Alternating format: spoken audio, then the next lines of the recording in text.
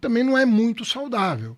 No momento específico, você pode ser obrigado a fazer quando tem uma desancoragem, as pessoas estão com uma visão distorcida sobre a economia, a autoridade monetária vai lá e fala, ó, chega, eu vou pagar um carry alto aqui para trazer isso para um patamar adequado. Mas vai chegar uma hora que o juro tem que estar num patamar civilizado e o câmbio vai encontrar o seu lugar para esse patamar civilizado. O que é um patamar civilizado? Não, que é o seguinte, quando eu digo... A gente não tá no patamar civilizado. Não, mas aí é que tá. O que eu quero dizer é o seguinte, se você vai fazendo um trabalho de ajuste de contas, se você vai arrumando as contas do país... As coisas vão chegando lá. Se a taxa de juros, em virtude disso, vai caindo, né? O câmbio vai achar o seu lugar. Perfeito. Nesse contexto de contas arrumadas e taxa de juro mais neutra, vamos dizer assim, o câmbio vai achar o seu lugar, entendeu? E as coisas caminham bem. Então, o esforço que nós estamos fazendo, a gente fala de harmonizar a política fiscal e monetária. A cada ano, fixar uma meta maior de arrumação das contas. A gente chama de resultado primário, né, das contas. Sim. Para que o juro caia e para que o câmbio flexível se acomode no lugar do equilíbrio dele. Essa é uma engenharia que não é simples. Com certeza. Sobretudo porque eu dependo do Congresso, eu dependo de decisão judicial, eu dependo de aprovação de lei. É uma coisa simples. Tu depende de trocar ideia com todo mundo, tu depende de, o Galípolo, bora trocar uma ideia aqui. Tu depende de trocar ideia. Então eu entendo essa parte. Agora, se a gente for pensar que... Porra, a gente, no caso das coisas chinesas que chegam no Brasil, por exemplo, e aqui, cara, é um brasileiro normal fazendo uma pergunta pro ministro, tá bom? Que é o seguinte, cara, por que nem quando veio o Uber, o Uber, ele melhorou a vida minha, daquele cara, daquele outro cara ali, independente do que se pense, não, mas o emprego, mas aí houve uma pejotização, melhorou a nossa vida objetivamente. A mais, né? Isso. Então assim, objetivamente melhorou. Aí o cara do táxi, ele ficou puto, porque, mas eu pago um monte de taxa, tive que comprar a licença, não sei o quê, o cara do Uber tem um carro e valeu, e é isso? E aí, essa lógica, ela vai pra uma porrada de lugar no Brasil. Então ela vai pra Magazine Luiza, que não quer que o cara que a AliExpress venda, no caso eles têm uma parceria, mas não quer que a Shopee venda uma parada mais barata que a Magazine Luiza, porque, eu pago imposto no Brasil e eu tenho que dar um monte de emprego, eu tenho que garantir CLT, eu tenho que garantir todo o peso que é estar no Brasil, e aí eu não consigo competir com esse cara da China. Então, e aí o que a gente faz? A gente atrapalha o troço da China em detrimento dela ali, quer comprar uma brusinha na Shopee. Então, quer ver uma coisa? Vou fazer uma provocaçãozinha aqui. Vai. Por que o Tarcísio resolveu cobrar ICMS da Shopee? Porque todo mundo fala da taxa, esquecendo que uma boa parte da taxa é estadual. Mas todo mundo esquece isso. Esse não é meu ponto, mas vai lá. Mas todo mundo esquece isso porque quer carimbar alguém Sim. com o negócio, né? A culpa é do Haddad. A culpa é do Tarcísio. Então, o que aconteceu? Aconteceu que todos os governadores... Brinquei aqui com o nome do Tarcísio, porque eu sei que quem está nos assistindo vai falar, um salve pro Tarcísio. Todos eu já te falei que o melhor debate que eu vi na minha vida inteira, mais honesto, mais inteligente, que eu dava gosto, sabe? Queria que todo mundo fosse assim. Foi o teu com o Tarcísio. Eu já te falei isso. Né? Pois é, Tô falando de novo. Então, por que todos os governadores resolveram cobrar ICMS da Shopee, da Shine, sei lá o quê? Porque as lojas locais pagam ICMS. E quando um cara de fora, né, manda para cá um negócio que não paga ICMS, ele vai destruir os empregos locais. Perfeito, faz então, todo sentido. Você começou a fechar a loja no Brasil. O varejo começou a ter prejuízo. Pega o balanço do varejo. O balanço começou a desmoronar. O pessoal do varejo foi para cima dos governadores. Perfeito. E falaram, cara, nós vamos fechar a loja. Tem que fazer mesmo. E aí os caras, todos... Brinquei aqui com o Tarcísio, porque ficam querendo colocar na conta do Lula, na conta do Haddad, na conta disso aqui. Todos os governadores falaram, nós vamos começar a cobrar ICMS. Bom, aí começou uma pressão para cobrar o PIS/COFINS, que é o outro, que é a perna federal. O presidente Lula não queria e não me deixou baixar a portaria. Que era uma portaria minha, que ia resolver o problema. Ele falou, não vou fazer isso. o Congresso, por unanimidade, votou para cobrar o PIS/COFINS igual a uma loja local. Então, a Shopee que vende de fora paga o mesmo imposto do velho da van. Sabe o que é unanimidade, né? Você que tá ouvindo a gente, né? Unanimidade. Unanimidade é o seguinte, todos os partidos. Então, todos os governadores, todos os partidos impuseram essa norma para proteger o emprego no Brasil. Não tem nem como vetar um negócio desse, que o veto vai ser derrubado. Perfeito. Mundo. Aí fica uma coisa, de quem é o filho, né? Como é uma coisa que, aos olhos do público em geral, é uma coisa impopular, ninguém assume. E aí fica a guerra de narrativa. Não, aí é tua, porque tu que é o ministro. Aí é minha.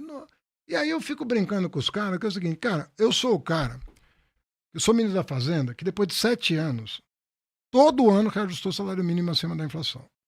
Eu sou o cara que depois de 7 anos, corrigiu todo ano a tabela de imposto de renda. Depois de 7 anos, sem correção do imposto de renda.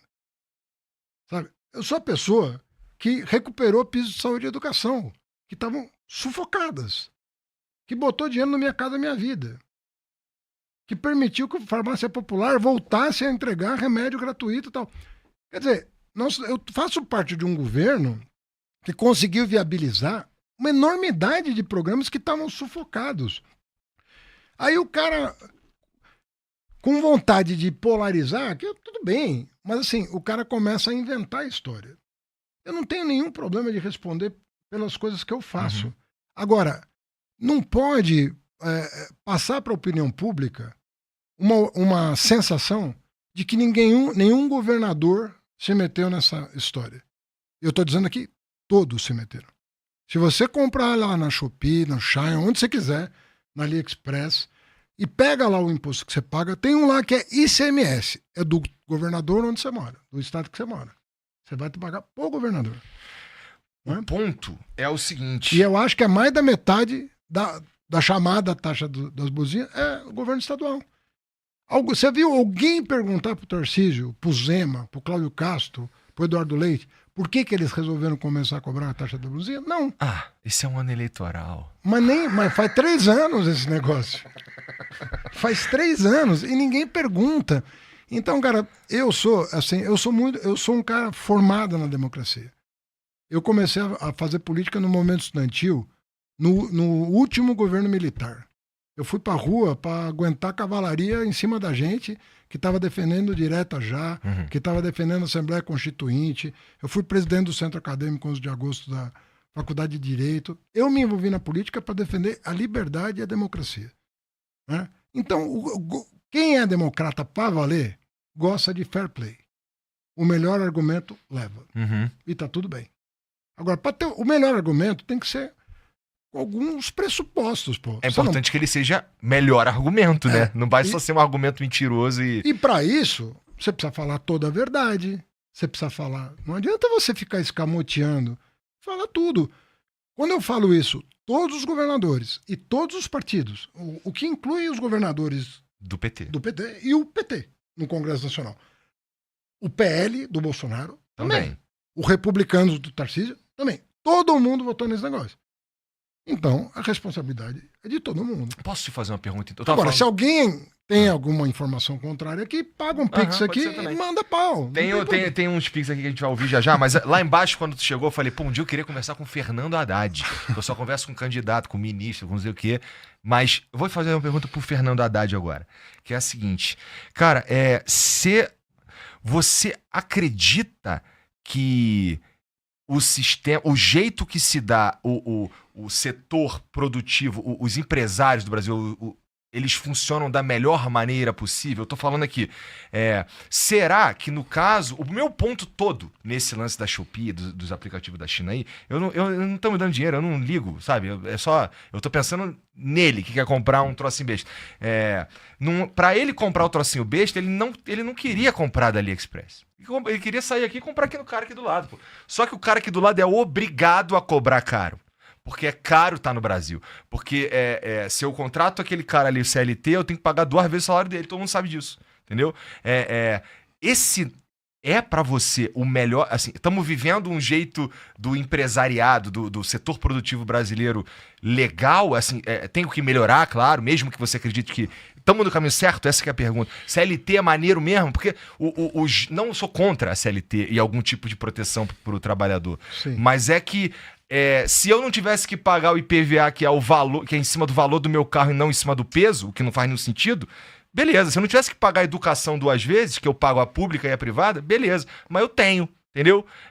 Então a gente tá mesmo fazendo da melhor maneira possível. E aqui eu tô falando de grana, do cara que tá tentando produzir. Eu acho assim, vou voltar um pouquinho para trás, que é o seguinte. Primeiro, o nosso sistema tributário vai mudar radicalmente a partir do ano que vem. É uma transição que vai até 2032, porque os governadores pediram para começar um pouquinho depois. Por nós, a gente fazia tudo ao mesmo tempo. Não quiseram, melhor fazer com prazo do que não fazer. Porque faz 40 anos que a gente está tentando fazer. Fizemos. Do jeito que deu, fizemos. E vai acontecer. Sem ela, você não consegue responder essa pergunta. Tá bom. A outra coisa, é o seguinte. Nós fizemos uma reforma do consumo, fizemos uma boa parte da reforma da renda. Não toda, mas uma parte da reforma da renda fizemos. Por exemplo, fundo offshore não pagava imposto. O governo anterior tentou cobrar, não conseguiu, nós conseguimos. Fundo familiar fechado, não pagava imposto. Cara, não dá. O trabalhador paga, você vai pagar. Conseguimos. E fomos fazendo a coisa. Uma agenda importante para o futuro próximo, porque agora que essas duas grandes agendas terminaram, a questão da folha, do encargo sobre a folha, tem que entrar para a mesa. Vai ter que ser discutido. E é muito impopular. Tu vai brigar com todos os sindicatos. Não, os encargos... Depende de como você fizer, não. Não. Os encargos sobre a folha, eles são muito elevados. E é uma das coisas que inibe, embora a gente esteja na máxima de contratação, nós estamos com quase 40 milhões de brasileiros com carteira assinada. Tá. É coisa pra caramba. É o bastante, recorde. bastante. É o recorde do país. Né? Tem 103 milhões de brasileiros trabalhando hoje, que é o maior número já registrado, a maior massa salarial da história. Gostei do jeito que tu falou o número, porque dá pra falar, não, estamos em pleno emprego. Pleno emprego conta só quem tá procurando emprego também, né? É, verdade. E então tem tu usou um número legal, gostei. E tem gente que não tá. Agora, mas é o maior número, né, de pessoas trabalhando na nossa história. Agora, o encargo sobre a folha, sobretudo a cota patronal, ele é uma coisa que tem que entrar na agenda próxima. Assim, não vai aprovar esse ano. É muito difícil aprovar uma coisa esse ano, porque você sabe que vem Copa do Mundo, São João, eleição. Depois da eleição é possível, mas sobretudo ano que vem começa uma etapa de reformas. Eu acho que a questão da folha a gente tinha que estudar. Tem propostas, o Ministério da Fazenda tem estudos que foram feitos, que estão feitos, e tem algumas pistas de como caminhar. Não submeti ao presidente, ainda à Casa Civil, são estudos internos ainda, mas que o ministro da Fazenda, qualquer que seja, vai ter acesso para entregar para o próximo presidente, ou como for. Então, eu acho que tem coisa para fazer. O imposto sobre consumo no Brasil, como você já sabe, né, você falou isso aqui, ele responde pela maior parte da arrecadação. Quando no mundo, o mundo inteiro recalibrou isso, para tornar menos regressivo o sistema tributário. Porque quanto menor a renda, maior a proporção dela que você consome. Perfeito. Então, se isso é verdade, a pessoa com menor renda paga mais do que o rico. Português, claro, o cara ganha um salário mínimo, ele vai gastar de imposto nessa água igualzinho o Daniel Vorcaro. É isso. Né? E isso é obviamente não justo. Não, injusto. E a proporção do salário que quem ganha um salário mínimo gasta é mais de 100%. Exatamente. Porque ele ainda pega um troco com a agiota, no banco, no consignado, para comprar. Então ele está pagando imposto. O rico poupa. E então, da proporção da renda dele, vai menos para o imposto sobre consumo. Então, tudo isso faz crer que nós temos mais uma etapa. Agora, o Brasil, ele fez a parte mais difícil, cara. A parte mais difícil levou 3 anos para fazer. 2023, emenda constitucional. 2024, primeira lei complementar. 2025, segunda lei complementar. Tá pronto. Isso quer dizer que, do jeito que você enxerga, essa é a fundação para a gente começar a Total. discutir todas essas outras coisas. Porque o mais difícil foi feito. Tá. A reforma agora dos encargos sobre a Folha, que no fundo é um encargo sobre o trabalho, né? Ela deve ser a próxima agenda. Até porque ela implica resolver um outro problema que está acontecendo, que é a pejotização, assim, num ritmo tal que faz com que a Previdência comece a se tornar insustentável. Interessante, tá. Entendeu? Então você combinar as duas coisas e tornar tudo mais razoável, mas pode ser um caminho muito bom para resolver esse problema que você mencionou. E tem caminho. Não pensa você. A gente quebrou mais a cabeça para resolver o IVA, que é o Imposto sobre Valor Agregado, do que vai quebrar a cabeça para resolver esse problema. Estou entendendo. O problema que a gente tá resolvido, que vai entrar em vigor, esse era o verdadeiro problema. Era o maior. Tá. Era o maior problema. Esse aí é um problema. Mas eu digo, vai exigir menos massa cinzenta resolver esse do que exigiu resolver o primeiro. E resolver esse pelo que eu tô entendendo, é sobre a fundação que foi criada. Tipo, não dá pra começar por esse. Tinha que ter o do IVA primeiro. É que nós tínhamos a oportunidade de aprovar o IVA, por quê? O que aconteceu, para ser franco? O Congresso estava afim do IVA. Tá. Desde o governo Bolsonaro. Estava afim do IVA. E o Bolsonaro... E aí mais o Guedes do que o Bolsonaro, sendo justo com o Bolsonaro, ele queria a volta do imposto sobre transações financeiras. Uma CPMF. Isso, CPMF. Ele não chamava. Só com outro nome, Com outro nome. Mas era um imposto sobre transações financeiras. Que a gente pagava quando tinha cheque. Sobre PIX, o caramba. Era isso. E aí o Congresso ficou com uma agenda e o governo ficou com outra agenda. Até o momento que o Bolsonaro deu uma bronca nessa coisa do imposto sobre transação financeira, acabou caindo o secretário da Receita Federal, da época, que defendia esse negócio, e, para piorar, sentou em cima dessa outra reforma. Então não aconteceu nenhuma, nem outra. Perfeito. Essa caiu por impopularidade e essa caiu por falta de apoio político. Quando nós entramos, o presidente falou para mim, mas como é que você vai botar... Como é que você dá uma declaração dizendo que você vai aprovar a reforma tributária? Nós tentamos várias vezes, o Fernando Henrique tentou, todo mundo tentou, ninguém conseguiu. Eu falei, cara, mas tá maduro agora. Tem um trabalho feito pelo Congresso, a gente precisa empurrar esse negócio.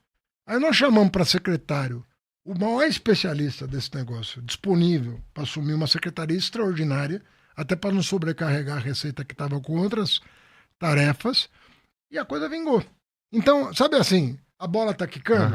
Então não era uma questão nem de escolha. Falei, pô, essa bola eu vou chutar pro gol. A outra não sei se vem. Se alguém me dá o passe. Entendi. Essa aqui já tá... Perfeito, entendi. E aí você mencionou aí que tem um estudo lá para lidar com questão trabalhista e tudo mais, que quem quer que seja o próximo ministro vai poder ter acesso e vai... E eu acho que é uma agenda muito importante. Qualquer que seja o próximo ministro, vai ter acesso, né? Se vai fazer ou não. Total. Mas a questão aqui é a seguinte: qualquer que seja o próximo ministro, é uma frase interessante, porque você é o ministro de um presidente forte, assim, candidato à reeleição e fortemente é bem possível que ganhe. Existe uma grande possibilidade da reeleição do Lula. Uma reeleição do Lula. Será que o Haddad ia ser o ministro, ia continuar sendo ministro? Política é complicado, a gente não sabe. O que a gente sabe, Haddad, no entanto, que tem aparecido na mídia, eu vi ontem numa matéria, acho que na Folha, que talvez tu vire candidato a governador de São Paulo, cara. Que aí te colocaria numa outra figura, aí realmente precisa de um outro cara lá na cadeira que você tá hoje. Como é que tu enxerga essa possibilidade, cara? Olha... Deixa eu te falar, eu tive 2 reuniões com o presidente sobre esse assunto. Tá. Foram reuniões longas em que a gente passou em revista uma parceria de 30 anos. Conversa longa. Botamos muita coisa em dia, conversamos sobre muita coisa.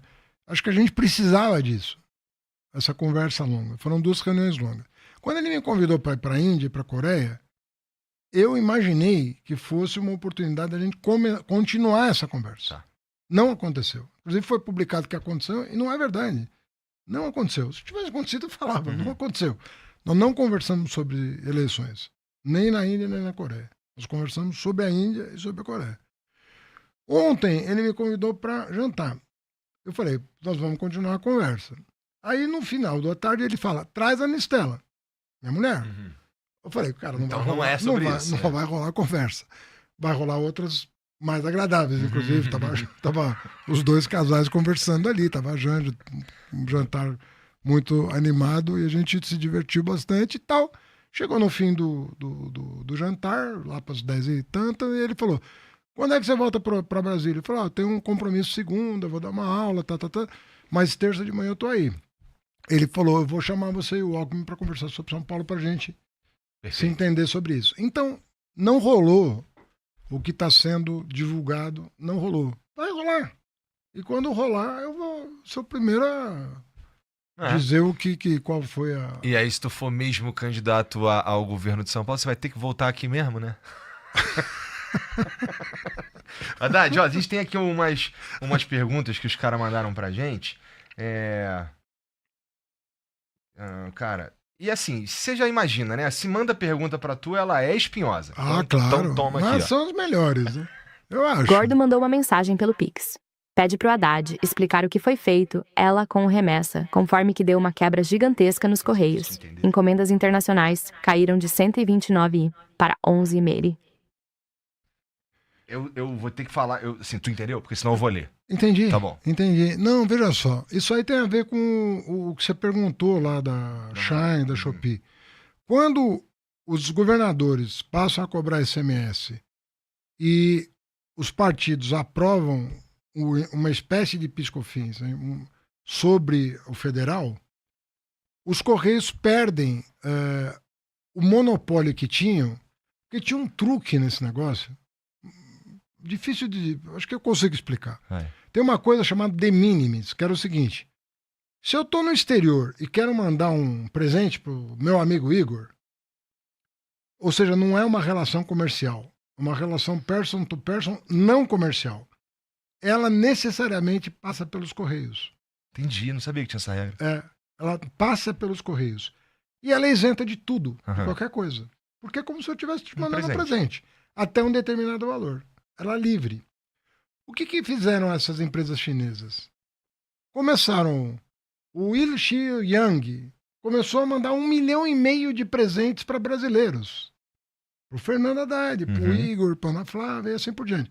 Eles driblaram a legislação para simular uma remessa de um presente de um amigo para outro amigo. Só que tinha amigo lá que tinha 1 milhão de amigos.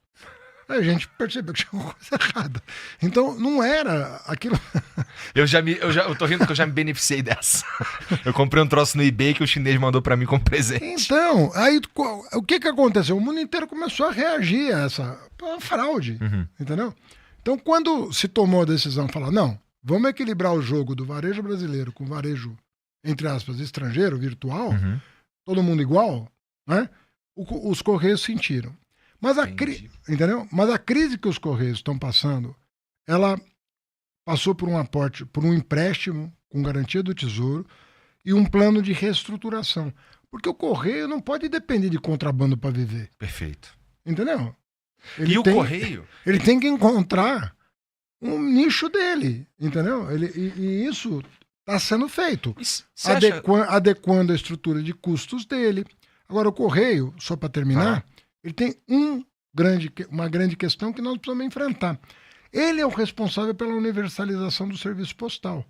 Então, se você daqui quiser mandar uma carta para o interior do Amazonas, pelo preço do selo, o Correio vai ter que entregar. E o preço do selo não paga.